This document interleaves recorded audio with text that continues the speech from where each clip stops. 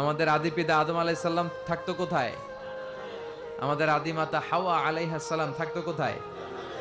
তো বাপ মা থাকতো জান্নাতে, আমরা থাকবো কই? কথা বলেন। ওয়া ওয়ালিদিউ ওয়া মা ওয়ালাদ, বাবার বাড়ি যেখানে পোলার বাড়িও সেখানে। একটা সার্টেন পিরিয়ডের জন্য আমরা এসেছি, আমরা আবার জান্নাতে যাব ইনশাআল্লাহ। পড়েন। এখানে আমরা যেমনি একত্রিত হলাম, আল্লাহ জান্নাতেও যেন আমরা একত্রিত হতে পারি, তুমি তৌফিক দাও। লা ইয়াস্তাবি আসহাবুন নার ওয়া আসহাবুল জান্নাহ, আসহাবুল জান্নাতি হুমুল Faizun. The people of paradise and the people of Jahannam, they are not equal. The people of paradise gain the ultimate success in life and hereafter. যারা জান্নাতি আর যারা জাহান্নামী তারা কখনো সমান হতে পারে না। যারা জান্নাতি তারা সফল, তারা সফল। এখন আমরা কই যাব, জান্নাতে না জাহান্নামে? আল্লাহ আমাদের সবাইকে জান্নাতেও তুমি একত্রিত করে দিও। আজকের মাহফিলটারে আমাদের নাজাতের ওসিলা বানাও। আমরা যেন আমাদের এই সময়গুলোরে কাজে লাগাতে পারি, তুমি তৌফিক দাও। অনেক গুরুত্বপূর্ণ একটা টাইমে আমরা বসেছি, মাগরিবের সালাতের পরে, এশার সালাতের আগে। আমাদের জীবনের সময়গুলো অনেক দামি। এই যে আপনারা যোগ বিয়োগ দিয়ে সময় বের করে আজকে তাফসির মাহফিলের জন্য এসেছেন, এই সময়টাকে যেন আমরা কাজে লাগাতে পারি, আমরা যেন কিছু শিখতে পারি, ঠিক কিনা? তাফসির মাহফিলে আমরা এক একজন এক এক উদ্দেশ্যে যাই। কেউ যাই হুজুরের দেখে আসি, একটু সবসময় ইউটিউবে দেখি। হ্যাঁ, কই দেখেন? ইউটিউবে দেখছেন কে কে? দেখি। ঠিক আছে, হাত নামান। তো এই ভালো জিনিস দেখেন, হ্যাঁ, এগুলোর পাশাপাশি আবার কুছ কুছ হোতা হ্যায়, এগুলো দেখেন না? এগুলো দেখবেন? নাচানাচের অনুষ্ঠান দেখবেন? জি বাংলা, স্টার জলসা, কিরণমালা, এগুলো দেখা যাবে? এগুলো দেশের 12টা বাজায় দিছে, চিল্লা এখন, ঠিক কিনা? আছে না নাই? ছোট্ট ছোট্ট বাচ্চা এখন ক্লাস 4-এ পড়ে, 5-এ পড়ে, তো ক্লাসের ভিতরে ভাগ করে নেয় কে কার। তো এইটা আমার, ওইটা তোর, মানে কে কার প্রেমিক প্রেমিকা, এগুলো ভাগ করে। পরে কোন ক্লাসে? ক্লাস 4-এ 5-এ। তো এই যে ইচড়ে পাকা ছেলে পেলেগুলো এত আগে এই সমস্ত বুঝতে শুরু করেছে। তারপরে এখন আবার আরেকটা পরিভাষা আছে, সবাই বলে বয়ফ্রেন্ড আর গার্লফ্রেন্ড, আছে না নাই? চকরিয়াতে আলহামদুলিল্লাহ এগুলো ঢুকে নাই, তোমাদেরও আছে?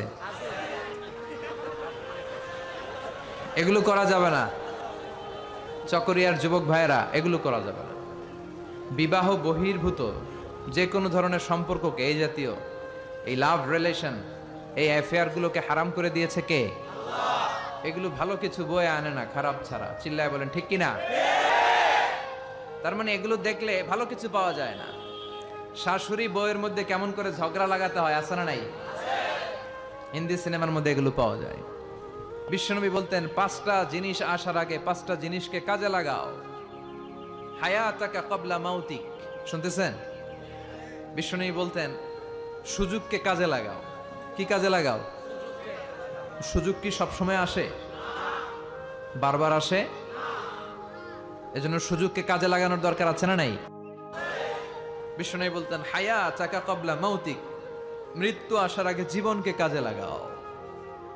এই জীবন আল্লাহর দেয়া সবচেয়ে দামি উপহার আমাদের জন্য, এটাকে যেন আমরা কাজে লাগাই। এরপরে বিশ্বনবী বলতেন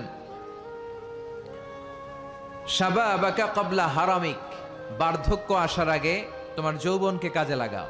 আমি তো দেখতে পাচ্ছি আমার সামনে 99% শ্রোতাই হচ্ছে যুবক। তোমরা অনেক কিছু করতে পারো প্রিয় ভাইয়েরা, তোমাদের মধ্যে অনেক শক্তি, সম্ভাবনা। তোমরা চাইলে সমাজকে পাল্টে দিতে পারো, তোমরা চাইলে ইতিহাস গড়তে পারো। এই পৃথিবীতে ভালো ভালো যাই হয়েছে সব করেছে তোমাদের মতো তাগড়া ইয়াংরা, যুবকেরা, চিল্লায় বলো ঠিক কিনা? এজন্য বিষ্ণু বলতেন শাবাবাকা ক্বাবলা হারামিক, বার্ধক্য আসার আগে তোমাদের এই যে শক্তি, রক্ত গরম, এটার ইসলামের পক্ষে কাজে লাগাও। কোন দলের পিছনে ঘুরো, কাদেরকে নেতা মানো, কোথায় যে স্লোগান দাও, কোথায় যে সময় কাটাও, একটু চিন্তা করার দরকার আছে না নাই? তোমার জীবনের সবচেয়ে মাহেন্দ্র ক্ষণ এটা। কয়েক বছর পরে এই শক্তিটা থাকবে না। এখন যারা মুরব্বী তারাও একসময় যুবক ছিল নাকি? তারা ছোটবেলা থেকেই মুরব্বী? তারাও যুবক ছিল, তাদের গায়ে অনেক শক্তি ছিল। এজন্য এই সময়টা অল্প কিছু দিনের জন্য। রং ধরা যৌবন জং ধরে শেষ, থাকবে না। সময়ের আবর্তনে, কালের বিবর্তনে এই কুচকুচে কালো দাড়ি একদিন সাদা হয়ে যাবে, তাই না? এজন্য এই যৌবনটার জন্য আমরা কাজে লাগাই। এখনই আমাদের কাজ করার সময়, এখনই ছোটার সময়, এখনই দৌড়ানোর সময়। সমাজকে, পরিবারকে যা দেয়ার, আল্লাহর ইবাদত যা করার, এখনই তো করার সময়। এজন্য আমরা যেন যৌবনকে কাজে লাগাই। 3 নম্বরে বিশ্বনবী বলেছেন, ফারাগাকা ক্বাবলা শুগলিক, তোমার ব্যস্ততা আসার আগে অবসরকে কাজে লাগাও। মাঝে মাঝে এমন ব্যস্ত আমরা হয়ে পড়ি, নাভিশ্বাস, শ্বাস ফেলার জায়গা থাকে না, ঠিক কিনা? এর ফাঁকে যখন একটু অবসর পাই, আমরা ইবাদত করব কার?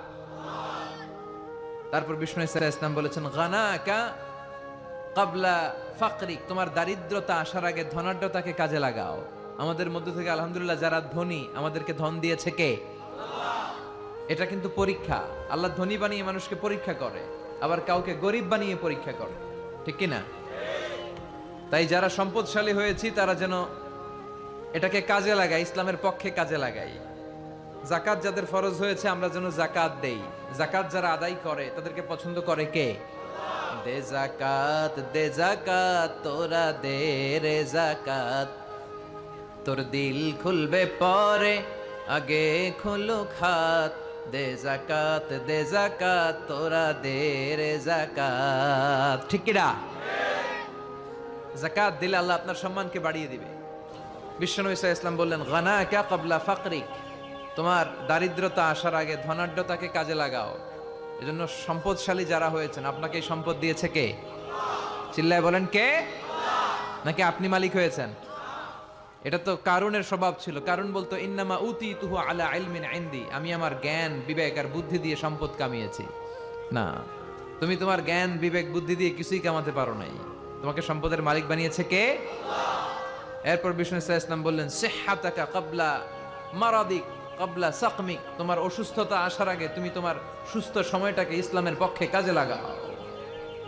আমরা যখন অসুস্থ থাকি তখন আমাদের কিছু করার ক্ষমতা থাকে? এই যে এখন আমরা সুস্থ যে রইলাম, আমাদেরকে সুস্থ রাখলো কে? এই সুস্থতার মর্যাদা যেন আমরা বুঝি।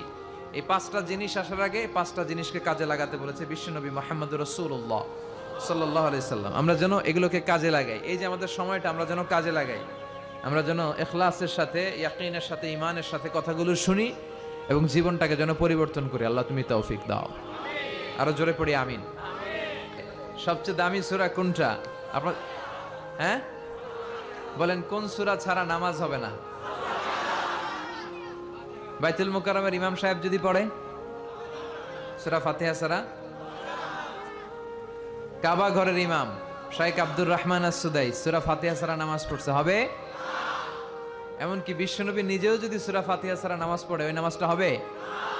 হবে না। কারণ বিশ্বনবী নিজেই বলেছেন, লা সালাতা লিমান লাম ইয়াকরা বিফাতিহাতিল কিতাব, যে ব্যক্তি সূরা ফাতিহা সালাতে পড়ে না তার সালাত হয় না।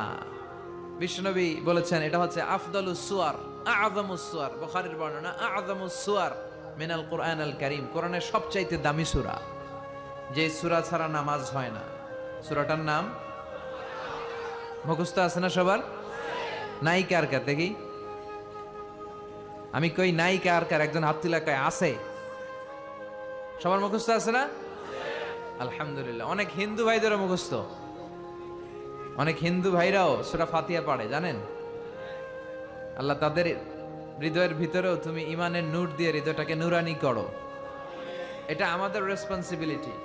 আমরা মুসলমানরা যদি আমাদের ইসলামের সঠিক কথা, বার্তা, মেসেজগুলো ঠিকমতো পালন করতাম, এই দেশে কোনো হিন্দু থাকতে পারতো না।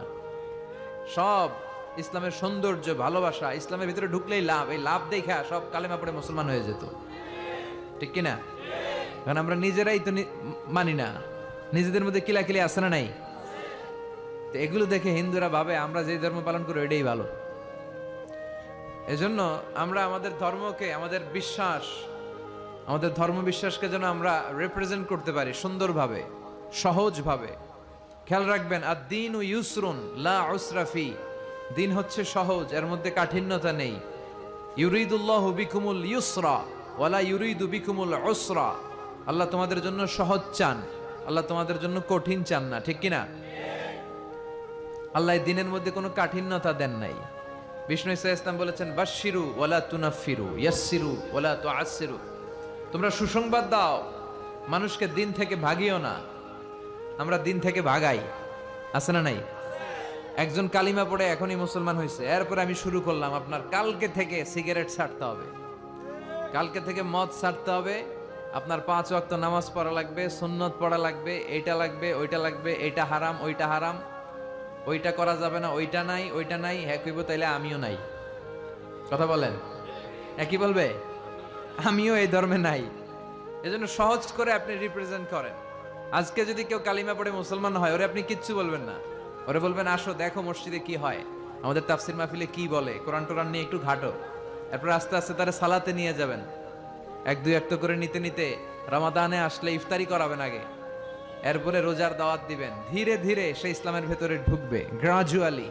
আল্লাহ কোনো কিছু হুট করে চাপায় দেয় না। এই আল্লাহর সুন্নতটাই আমরা ভুলে যাই। সুন্নাতুল্লাহি ফি আহকামি শরিয়া, আল্লাহ কিভাবে শরীয়তের আহকামগুলো পাঠালেন এগুলো আমরা ভুলে যাই। মদকে আল্লাহ তাআলা চাইলে একসাথে হারাম করতে পারতেন না, কিন্তু আল্লাহ তাআলা কিন্তু মদকে হুট করে হারাম করার ঘোষণা দেন নাই, তারা মদ খাওয়া বন্ধ করে দিল।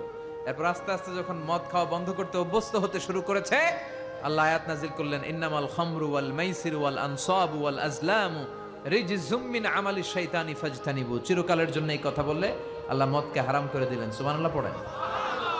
দেখেন কিভাবে আস্তে আস্তে গ্রাজুয়ালি, এটাই বুঝতে চায় না অনেকে। এটা আমাদের আস্তে আস্তে যে করতে হবে, পরিবর্তনটা যে আস্তে আস্তে হবে। আগে তো হৃদয়ে জায়গা করে নেবেন মানুষের, আগে মানুষের কোথায় ঢুকতে হবে? হৃদয়ে জায়গা করে নেন। তারপর ঠিকই মানুষের একটা আত্মবিশ্বাস আপনার উপর তৈরি হবে, আস্থার জায়গা তৈরি হবে, তখন আপনি মানুষকে গাইড করতে পারবেন। শুরুতে কয় হারাম, শুরুতে কি কয়? হারাম। মানুষকে ভয় দেখায়, বিশ্বনবী নিষেধ করেছেন ভয় দেখাবা না, খবরদার। বাশশিরু, সুসংবাদ দাও, জান্নাতের সুসংবাদ দাও, ক্ষমার সুসংবাদ দাও। আল্লাহ মহান, আল্লাহ দয়ালু। দ্য বিউটি অফ ইসলাম, ইসলামের সৌন্দর্যগুলো তুলে ধরো, বুঝাতে চেষ্টা করো যে ইসলামের নিয়মগুলো এটা স্বাস্থ্যসম্মত, এটা পরিবেশ বান্ধব, এটা আকলে ধরে, এটা সিভিলাইজড, এটা সভ্য একটা ধর্ম। এগুলো বুঝাও, সৌন্দর্যগুলো আগে মানুষের চোখের সামনে তুলে ধরো। অটোমেটিক্যালি মানুষ ইসলামের রাস্তায় চলে আসবে। চিৎকার করে বলেন ঠিক কিনা? আর শুরুই যদি করেন হারাম দিয়া, শুরুতেই কয়ে দিলাম হারাম, কেউ শুনবে? এজন্য আমরা যেন ইসলামকে সহজ ভাবে, ইসলাম যেভাবে এসেছে সহজ পদ্ধতিতে, এইভাবে যেন মানুষের কাছে পৌঁছে দিতে পারি, তাহলে মানুষ রিসিভ করতে পারবে সহজে। আল্লাহ তুমি বুঝার তৌফিক দান করো। তাহলে কোরআনের সবচেয়ে দামি সূরার নাম, আরো জোরে বলেন, সূরাতুল ফাতিহা। আউয়ালুস সুওয়ার নাযালা কামিলান, কোরআনের সর্বপ্রথম যেই সূরাটা পূর্ণাঙ্গভাবে একসাথে নাজিল হয়েছে সেটার নাম হচ্ছে সূরাতুল ফাতিহা। এর আগে কোন সূরা পরিপূর্ণভাবে একসাথে নাজিল হয় নাই। 5 আয়াত, 2 আয়াত, 3 আয়াত, পরে বিশ্বনবী এগুলো মিলাই নিছে। সুবহানাল্লাহ পড়েন। আমরা কত সহজে কোরআন পেয়ে গেলাম। বিশ্বনবী যখন কোরআনের আয়াতগুলো আসতো, তিনি পড়তে পড়তে পড়তে পড়তে মুখ দিয়ে ফেনা তুলে ফেলতেন। আল্লাহ বললেন, লা তুহাররিক বিহি লিসানাকা লিতাআজালা বি ইন্না আলাইনা জামাআহু ওয়া কুরআনা। ও নবী, কোরআন পড়ার জন্য এত পেরেশান হবেন না। জিবরাইল এসে যখন পড়ে যায়, আপনি সিম্পলি ওনার সাথে সাথে একবার পড়েন। এই কোরআনকে আপনার হৃদয়ে ঢুকায় দেওয়ার, হেফজ করায় দেওয়ার, আপনার সিনায় রেখে দেওয়ার দায়িত্ব কার? এরপর থেকে বিষ্ণু ইসলাম আর তাড়াহুড়ো করতেন না, সিম্পলি একবার পড়তেন, অটোমেটিক্যালি মুখস্থ হয়ে যেত। সুবহানাল্লাহ পড়েন। তাহলে কোরআনের সবচেয়ে দামি সূরার নাম সবাই বলেন কি নাম? সূরাতুল ফাতিহা। এটাকে বলা হয় প্রিফেস অফ দ্য বুক, মানে কোরআনের ভূমিকা। হ্যাঁ, introductory chapter of the holy Quran, কোরআনের প্রারম্ভিক চ্যাপ্টার, যেই চ্যাপ্টার দিয়ে আল্লাহ এই কোরআনটাকে শুরু করেছেন। কোরআনে মোট চ্যাপ্টার কয়টা? 114টা। চ্যাপ্টার কয়টা? 114টা। কোরআনটা খুললেই সর্বপ্রথম যে চ্যাপ্টারটা পড়ে, যে সূরাটা পড়ে, সূরাটার নাম সূরাতুল ফাতিহা। আবার বিষ্ণু বলেছেন এই সূরাতুল ফাতিহা হচ্ছে এই আল কোরআন আল কারীমের মা। সুবহানাল্লাহ কইবেন না? উম্মুল কিতাব, উম্মুন মানে মা, কেন্দ্রবিন্দু। পুরো কোরআনে আল্লাহ যা বলেছে সূরাতুল ফাতিহার 7 আয়াতের ভেতরে আল্লাহ সংক্ষেপে তা বলেছে। তার মানে পুরো কোরআনকে যদি আপনি সংক্ষিপ্ত করে দেন সেটা সূরা ফাতিহা হয়ে যায়, আর সূরা ফাতিহাকে যদি আপনি ব্যাখ্যা করতে শুরু করেন তাহলে পুরো কোরআন হয়ে যায়। সুবহানাল্লাহ বাড়িতে গিয়ে বললেন। এটা উম্মুল কিতাব। আবার এই সূরার আরেকটা নাম হচ্ছে সূরাতুল ওয়াফিয়া, মানে অখণ্ড সূরা। এই সূরাকে খণ্ড খণ্ড করে পড়া যায় না। কোরআনের অন্য অনেক সূরাকে খণ্ড করে পড়া যায়। কেউ সূরা আর রহমানের প্রথম 10 আয়াত প্রথম রাকাতে পড়লো, তারপরের 10 আয়াত দ্বিতীয় রাকাতে পড়লো, কোনো সমস্যা আছে? নাই। কিন্তু কেউ যদি ফজরের 2 রাকাত নামাজের প্রথম রাকাতে সূরা ফাতিহার অর্ধেক পড়লো, দ্বিতীয় রাকাতে বাকি অর্ধেক পড়লো, তার নামাজ হবে? কারণ এটা পূর্ণাঙ্গ সূরা, অখণ্ড সূরা। এই সূরাকে খণ্ড খণ্ড করে পড়া যায় না, ভাগ করে পড়া যায় না। এটা পড়লে পুরোটাই পড়তে হয়। চিৎকার করে বলেন ঠিক কিনা? আবার এই সূরার আরেকটা নাম হচ্ছে সূরাতুদ দুআ। কি নাম? দোয়া মানে কি? দোয়া করা। দোয়া মানে প্রার্থনা করা, চাওয়া, মাংনা, ফরিয়াদ করা। বিষ্ণু বলেছেন ইযা ইসতাআনতা ফাসতাইন বিল্লাহ। সাহায্য চাইতে হলে আল্লাহর কাছে চাও। কিছু চাইলে আল্লাহর কাছে চাও। সাহায্যের দরকার হলে একজনের কাছে হাত পাতো, তিনি কে? এই সূরাতে আমরা আল্লাহর কাছে চাই। আমরা প্রতিদিন নামাজের মধ্যে বলি ইহদিনাস সিরাতাল মুস্তাকিম। এটা কিন্তু অনেক দামি দোয়া। অনেকে দোয়া খুঁজে পায় না, দোয়া খুঁজে পায় না। এটা সবচাইতে দামি দোয়া। এত দামি দোয়া যেটাকে প্রত্যেক নামাজে পড়াটাকে আল্লাহ ওয়াজিব করে দিয়েছে। ও Allah, show us the right path, show us the correct path, show us the middle path. Allah, আপনি আমাদেরকে মধ্যম পন্থাটা দেখান, সঠিক রাস্তাটা দেখান, যে রাস্তায় আপনি দুনিয়াতে উঠে যাবেন আর হাঁটতে হাঁটতে দেখবেন এই রাস্তার শেষ মাথা ঢুকে গিয়েছে জান্নাতে। তাহলে কেমন করে আল্লাহর কাছে চাইবেন, কেমন করে দোয়া করবেন, এই কথাটাও এই সূরার ভেতরে আছে না নাই? এরপরে এই সূরার আরেকটা নাম হচ্ছে সূরাতুশ শিফা অথবা সূরাতুর রুকিয়া, ঝাড়ফুঁক করার সূরা। অনেকে কি দিয়ে ঝাড়ফুঁক করবে খুঁজে পায় না, আছে না নাই? আপনি সূরাতুল ফাতিহা পড়ে ঝাড়ফুঁক করবেন। অসুস্থ ব্যক্তির গায়ে সূরা ফাতিহা পড়ে ফু দিলে সুস্থ করে দেয় কে? রব্বুল আলামিন বলেন وَنُنَزِّلُ مِنَ الْقُرْآنِ مَا هُوَ شِفَاءٌ وَرَحْمَةٌ لِّلْمُؤْمِنِينَ وَلَا يَزِيدُ الظَّالِمِينَ إِلَّا خَسَارًا। আল্লাহ বললেন আমি কোরআনের মধ্যে শিফা রেখেছি। এই আল কোরআন আল কারীমের ভেতরে আমি আল্লাহ রহমত দিয়েছি। কোরআন পড়ে ফু দিলে অসুস্থ ব্যক্তিরে সুস্থ করে দেয় কে? আপনি যেই কোনো রোগে আক্রান্ত হন না কেন, আপনি যদি সূরা ফাতিহা পড়ে ফু দেন, সুস্থ করবে কে? বিশ্বাস হয় না সন্দেহ লাগে? যাদের বিশ্বাস হয় তাদের ফুতে কাজ হয়ে যাবে, আর যাদের সন্দেহ লাগে এরা 1000 বার ফু দিলেও কোনো কাজ হবে না। বিষ্ণু ঈসা ইসলাম সূরা ফাতিহা পড়ে সাহাবাদেরকে ফু দিতেন। আবার সূরা ইখলাস, সূরা ফালাক, সূরা নাস পড়ে ফু দিতেন। মা আয়েশা যখন অসুস্থ হতেন আর এসে যখন বিষ্ণু ঈসা ইসলামের কাছে বলতেন ইয়া রাসূলুল্লাহ আমি অসুস্থ, আপনি আমার জন্য দোয়া করেন, বিষ্ণু ঈসা ইসলাম মা আয়েশাকে সূরাতুল ইখলাস, সূরাতুল ফালাক আর সূরাতুন নাস পড়ে এগুলো পড়ে ফু দিবেন, অসুস্থ ব্যক্তি সুস্থ হয়ে যাবে। আবু সাঈদ আল খুদরি রাদিয়াল্লাহু তাআলা আনহু, উনি একবার একটা সফরে বেরোলেন। উনি সফরের মধ্যে দেখলেন আরবের কিছু গোত্রের লোক একপাশে দাঁড়িয়ে আছে আর সবাই মিলে একজন লোককে মন্ত্র পড়ে ফু দিচ্ছে। তিনি বললেন কি হয়েছে তোমাদের?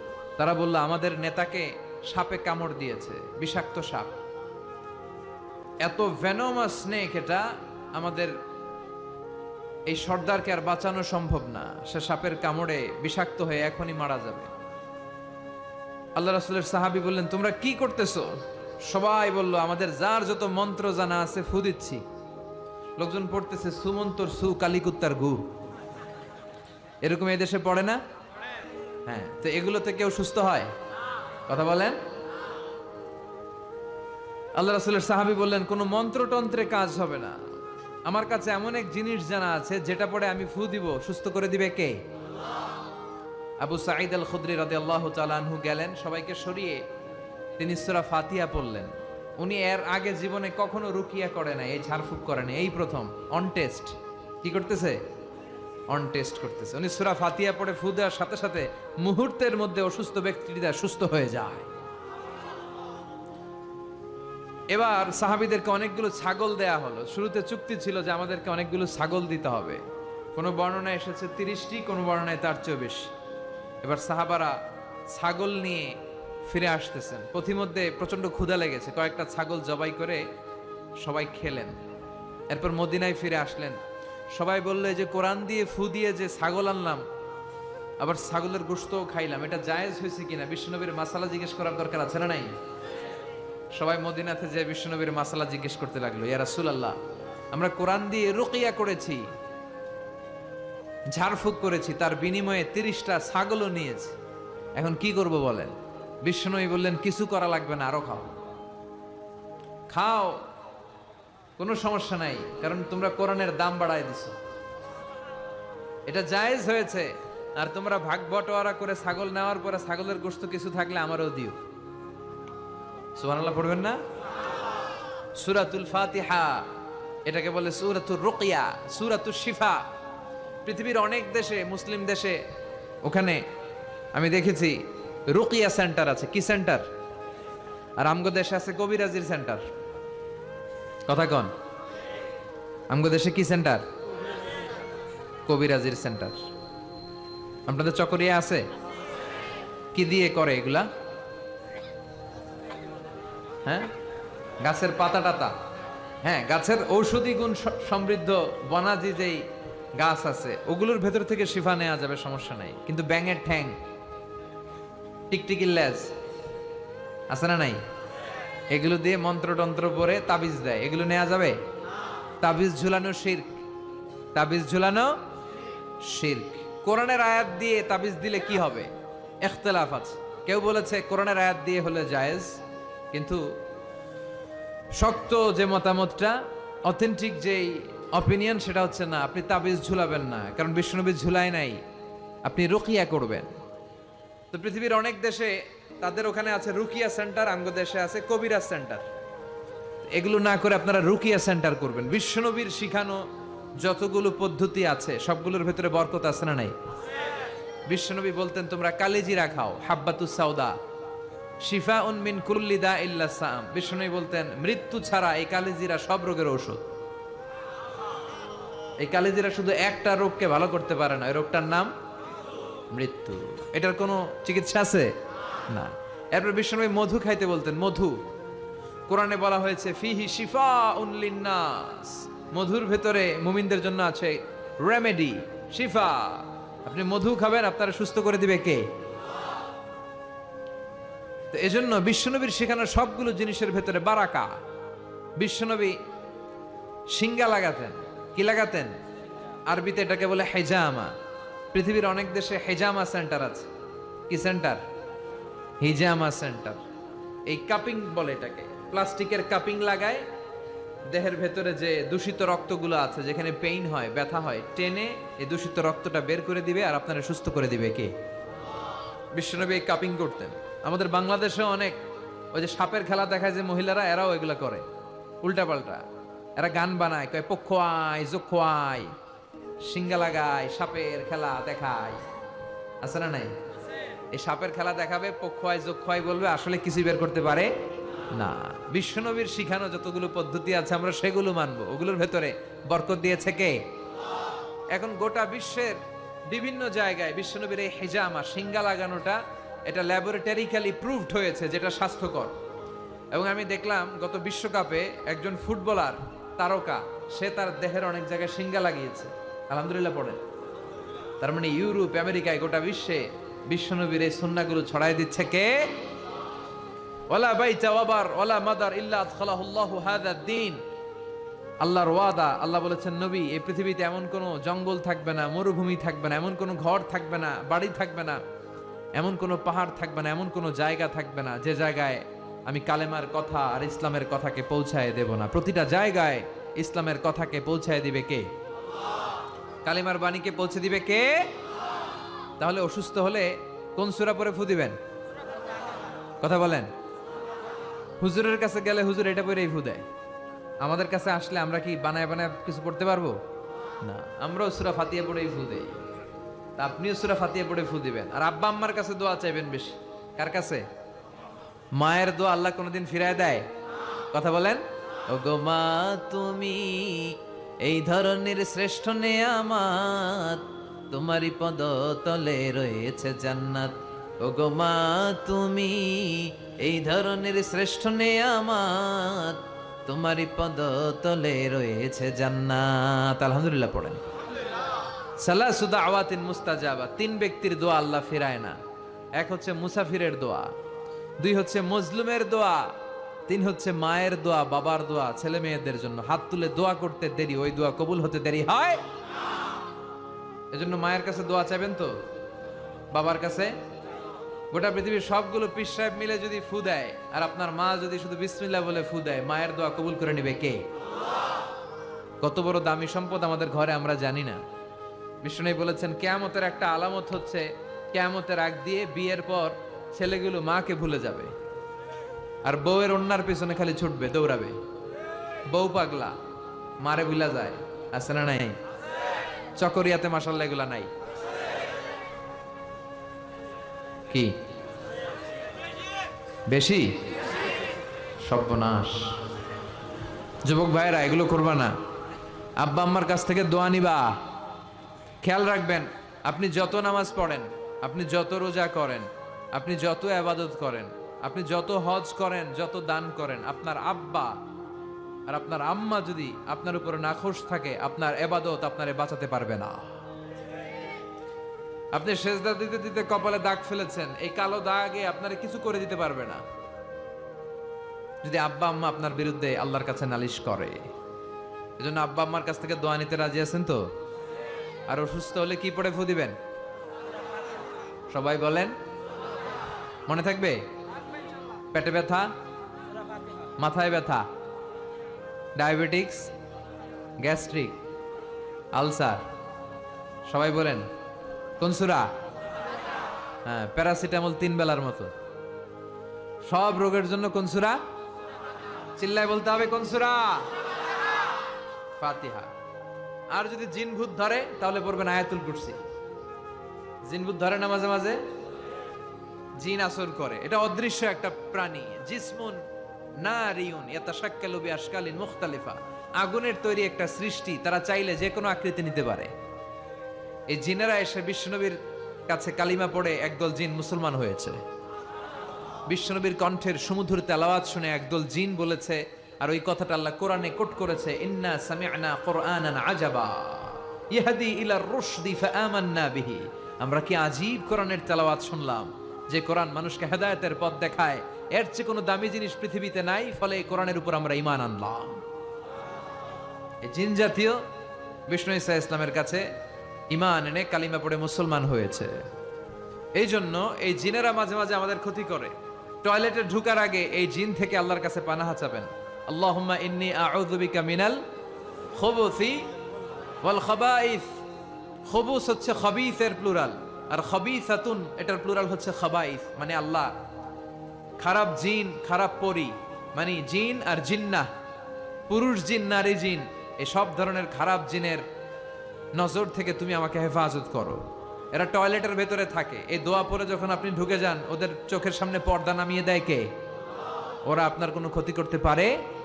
কিভাবে আপনি প্রোটেকশন নেবেন এই দোয়াগুলো পড়ার মাধ্যমে? সব বিশ্বনবী শিখাই গেছেন। আপনি কখন কিভাবে পড়লে you will get the perfect protection from your lord, আপনি আল্লাহর কাছ থেকে প্রোটেকশন পাবেন, এগুলো পড়ে না।